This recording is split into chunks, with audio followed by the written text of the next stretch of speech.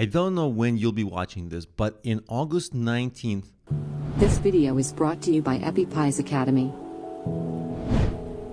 2019, Google made an announcement that in September 17th, approximately a month later, there's going to be a major change in ad delivery for Google Ads, formerly Google AdWords.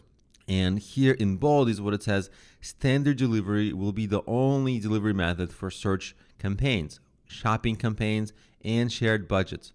And accelerated delivery is no longer available.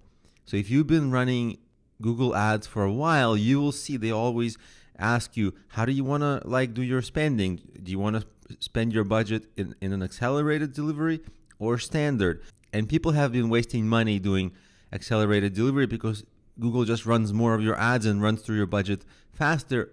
But the idea really is to do better targeting, not more random, faster ad delivery. So a lot of people have been wasting their money, and just to stop that, I think Google is stopping this entire business of accelerated delivery. So if you're watching this afterwards, you're never going to have that choice. Should I do accelerated delivery? Because it probably won't be possible for you. But you might be wondering, where did it go? If you've been running ads before, and so that's where it went. Google's taken it down.